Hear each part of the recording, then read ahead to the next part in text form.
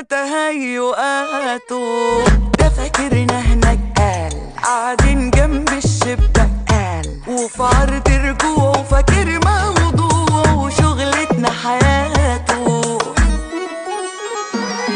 ليه هنمسك في اللي غايب مش من قلة الحبايب، بابنا ما يتسابش موارب احنا بنقفل عالشاريين. ليه هنمسك في اللي غايب مش من قلة الحبايب، بابنا ما يتسابش موارب احنا بنقفل عالشاريين.